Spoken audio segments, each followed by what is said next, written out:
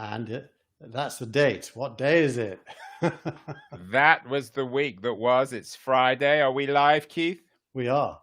We are live, October the 2nd. We're giving you some respite from the hysteria around Trump, some real news this week on That Was the Week That Was.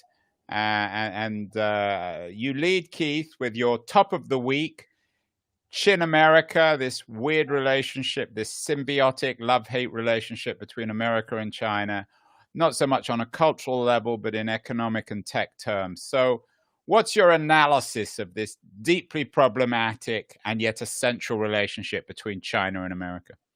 Well, so the reason I lead with it is because CNBC did this amazing article last week. It was 5 charts that show how much the US and the Chinese economies depend on each other. So this was not coming from any kind of biased source. It was coming from CNBC. And if you look at what they showed, let me just change the screen and let's go full graphics here. Starting with this chart, this is gross domestic product of the world in 2018 and 2019. And it's measured in something called producer pricing parity, which means it's roughly comparing apples to apples. China, when measured this way, is by far and away the largest economy in the world now. And its distance from the US is accelerating. If you measure it in just absolute dollars, the US is still first. Let me take off that lower third caption, you'll be able to see it better. US is still first. It's got the biggest absolute amount of dollars in GDP, and China is second. But when you zoom out to the trend, the orange line here is China as a percentage of world GDP, and the blue line is America, just measured in absolute dollars. So clearly, at some point quite soon, China is even going to be bigger than America measured in absolute dollars. Well, what CNBC do is then they show these 2 graphs.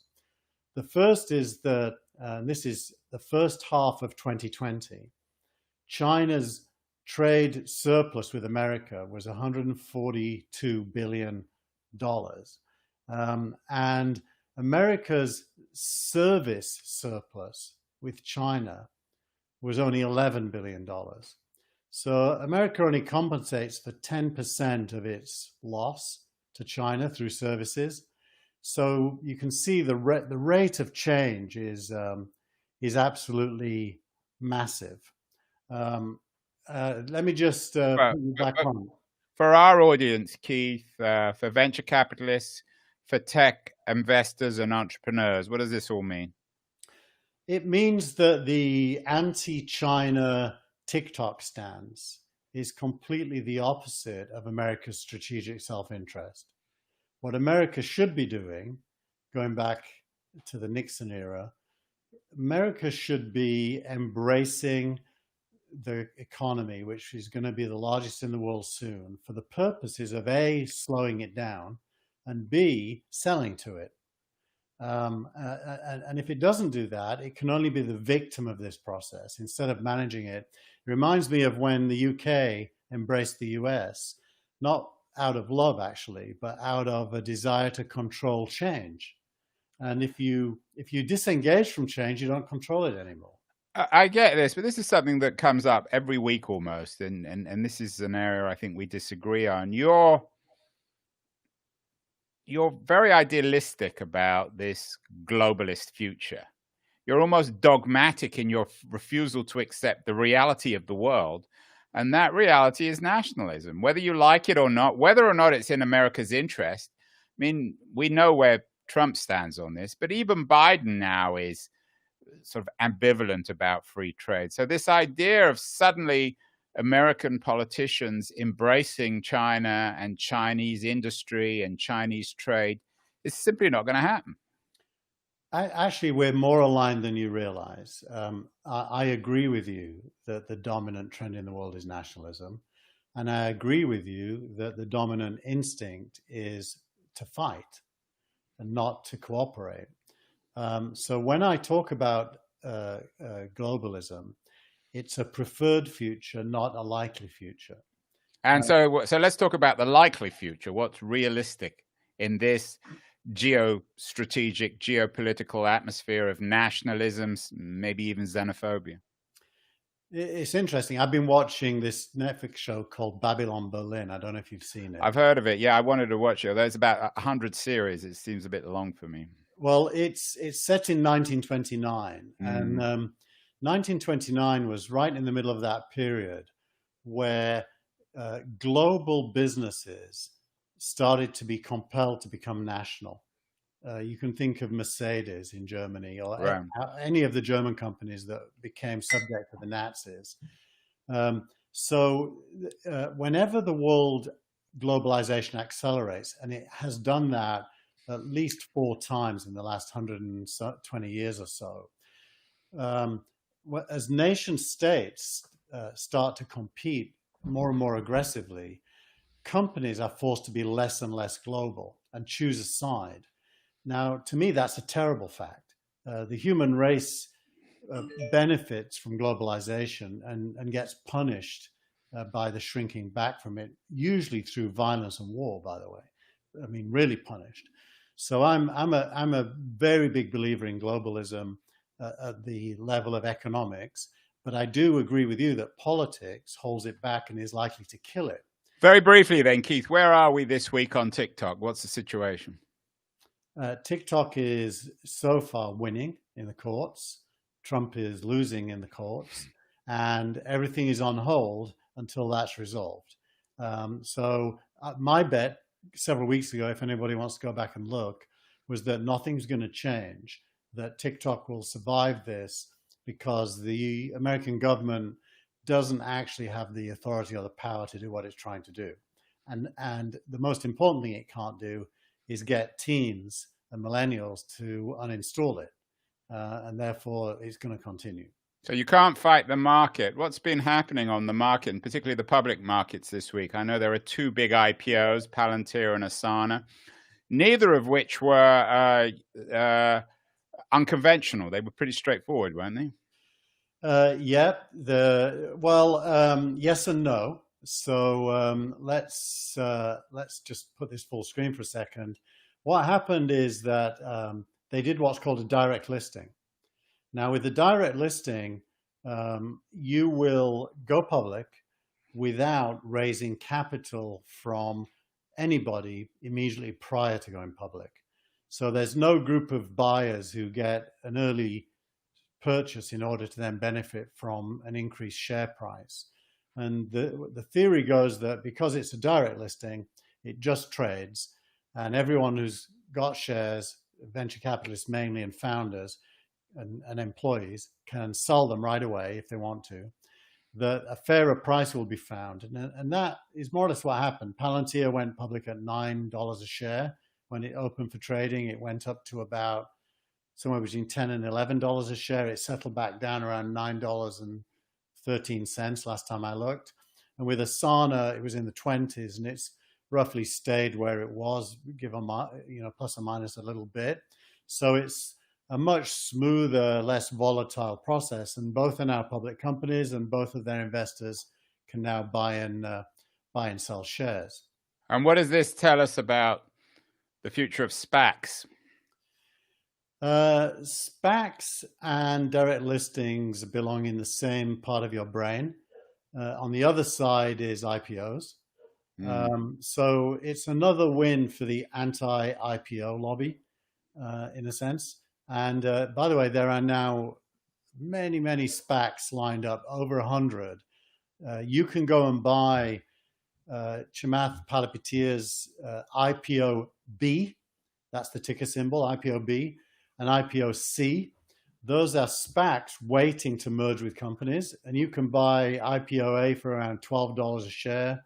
Oh, no, it's 18 now. And you can buy IPO B for around $12 a share.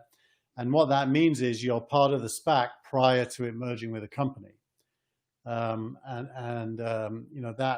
a very interesting thing, because normal people like you and me can become shareholders in a SPAC. What about a quick quick comment, Keith, on Palantir. It was, of course, one of Peter Thiel's big dreams. It's a company that hasn't had much press. It's still a rather mysterious company. What's your take on it? It's a contrarian company looked at from a Silicon Valley point of view because it expressly chooses to do business with the defense industry and specifically the government and the military. So, I personally don't think that is that controversial. You live in a capitalist society. It's made up of nation states. Nation states have militaries. Why wouldn't a company do business with it? So I'm fine with it.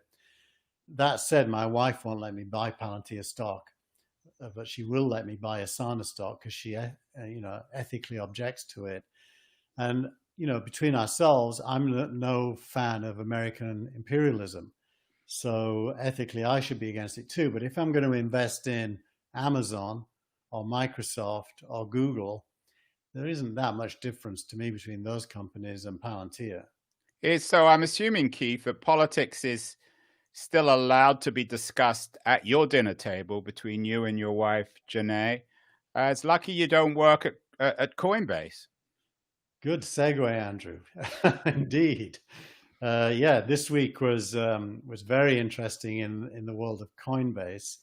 We can put that up so people who haven't followed the news. Company of the week, although I perhaps would argue it's the anti-company of the week, but that's a matter of opinion. Well, I made it startup of the week, as you right, startup of the week, which it isn't really a startup anyway. Is it? Well, it's still a private company. It's a big private company. Yeah.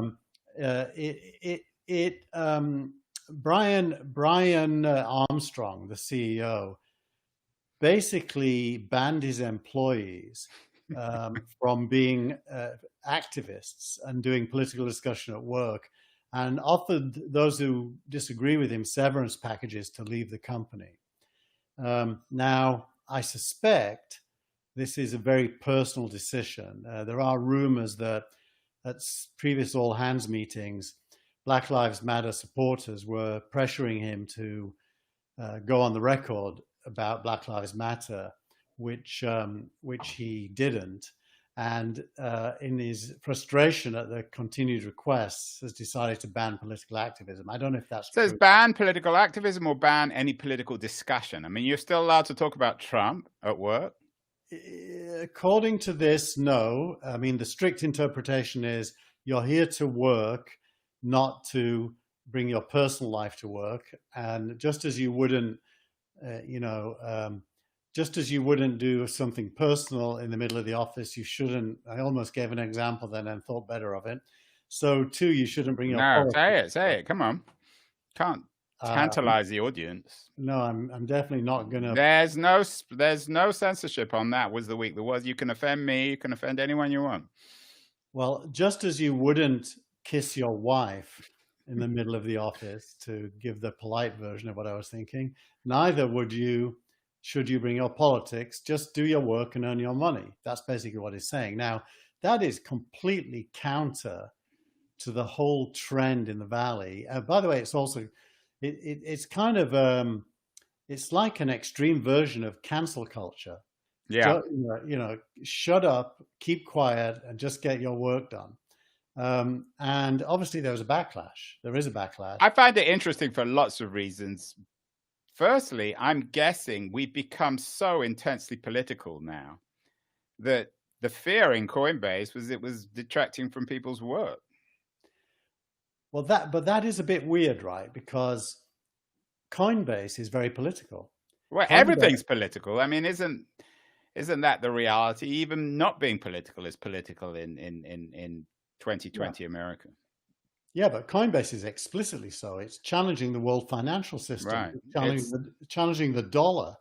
And so the decision has once again created two passionate camps in Silicon Valley, one of which incorporates PG, we can call him. We don't even need to name him anymore. For our regular viewers, Keith is obsessed with PG, and he always manages to squeeze him into the show somehow. Easy to remember as well due to the English tea brand, PG Tips. Right. So, how did Paul Graham respond to this? He came out on the side of the CEO, Brian Armstrong, which is bizarre because Paul Graham has been leading the opposition to cancel culture on Twitter, at least. But that shows that all principles are really out the window. Paul just doesn't like talking about these political issues. So for him, it's a good thing. Well, I think it's also that he has a close relationship to Coinbase. So if I put this back on and just scroll up a bit, the story before it is that Coinbase and Y Combinator both invested in a new startup that's challenging the banking system, Multis. So they're clearly allies and friends, and so it could be that Paul Graham just being loyal to a friend, but in doing so, he's contradicting his previous stance. Now, by contrast, Jack Dorsey and the previous CEO of Twitter, Dick Costolo, both came out against Brian Armstrong, arguing that politics is, not disconnected from business, and the twain should meet, not be separated. So it's we may be brewing this up into a bigger brouhaha. I think it's very interesting. I think it's one of the big issues actually will face other corporations. So it's one of these things that happened first in Silicon Valley. I guess Jack can get away with it since Twitter's eliminated their office. So you're still allowed to talk about it at home. What happens if you're sitting in your living room? Can you be on Zoom and talk about politics? On Zoom, probably. Well, in Twitter's case, yes, because Jack's in favor of it. But in Coinbase's case, no. And politics, of course, is, for better or worse, unavoidable. There have been some developments, briefly, Keith, on the issue of antitrust, the monopolies, which is an issue which, in my view, is the most important one in the short to medium term future of big tech. Yeah, so there's a lot this week, actually. Firstly, Facebook announced that the Messenger chat service and Instagram are now merged, as in it's exactly the same code base. And if you're on Messenger, you can instant message and direct message somebody on Instagram. Surprise, surprise, right? Yeah, and rapidly, the New York Times published an article saying this is how Facebook entrenches itself and makes it hard to break up from an antitrust point of view. I added a video, actually 6-year-old video from Peter Thiel, which is a class he gave at Stanford titled "Competition is for Losers," where he explains why wanting to become a monopoly is exactly the right thing for a founder to want to do. Well, but he said that, and it's kind of controversial, but it's obvious because when you start a company, you want to dominate the market. That's given. I don't see that as being in any way controversial. It's the job of the state, though, to restrict that.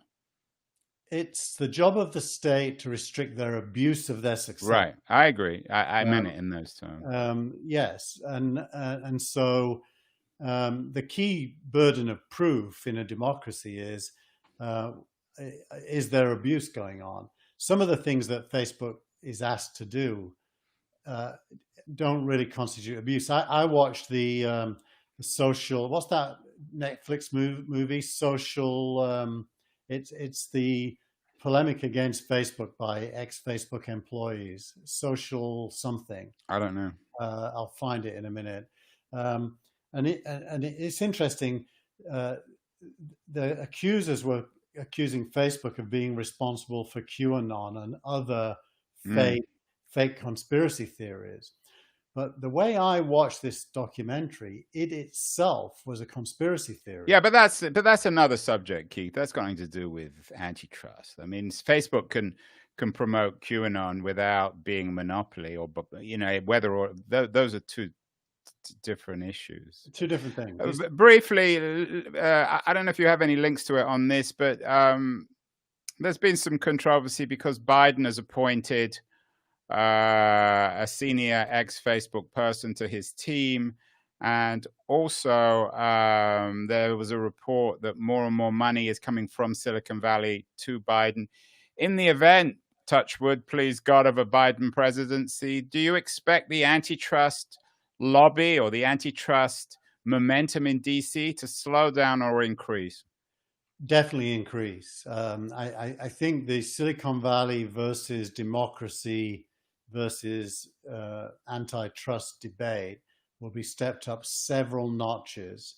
And I actually expect Silicon Valley to win because I think the substance of the accusations is wafer thin. But I think it will be very politicized for the first couple of years. I actually think Biden might be smart and not make it one of his main agendas. I think it's going to be one of those off to the left agendas that don't. Well, certainly Obama will be, they'll be, the Eric Schmidts of the world will be putting pressure on their old friend Barack Obama to tone down the antitrust stuff. And so this will be a subject that will come up a lot, I think, in the future. And it's something we should focus on, I think, in later shows, particularly after the election. Finally, Keith, you managed to get PG into two things this week. Not only the startup of the week, but tweet of the week. You've got Sam Altman. What is Sam tweeting about this week? So actually, this touched my heart, Andrew. It touched. You have a heart, Keith? It touched my heart. Sam Altman tweeted, "A lot of people want to replicate Y Combinator in some other industry or some other place." And he then wrote a piece in which he says, in general, people assume that it can be replicated. However, the entire secret to YC getting going was PG and Jessica, who is his partner. There was no other magic trick. And so he's giving credit where I believe credit is due to the role of the individual in history, Andrew. Which is, and once again, it's the old cliche: you don't invest in tech or ideas, you invest in people. Yeah, it's to be a little bit controversial here. It's Vladimir Ilyich Lenin. People make history, but not in conditions of their own choosing. And Paul Graham and Jessica did make history. They had an idea, they embarked on it, they were persistent from small beginnings and built it into the monolith it is today in Silicon Valley, with more than 250 companies every batch going through their program. I'm a critic of the program, but I'm a massive admirer of what they achieved through building it. And are you also a massive admirer of Sam Altman? I don't know Sam. He seems like a nice enough guy between you and me. I will just let me admit, I thought I probably didn't like him. And I thought I didn't like Peter Thiel. But when I watched the video this week of Peter Thiel, he was introduced by Sam Altman. Yeah. It blew me away how good it was. And I clearly was mistaken in my Well, whatever you think of Thiel, he's clearly very smart. Yeah, but there's no doubt about that. I thought he was smart, but not likable, probably due to his Trump affiliations. But he was amazing. And I couldn't help but like him when I listened to it. Well, I'm not sure I can do this show anymore, Keith. If you like, if you like Peter Thiel, and next week you'll be telling me that you like Donald Trump. That was the week that was for October. We're on Friday, October the 2nd. October the 9th will be an equally important week, and I look forward to talking to you then, Keith.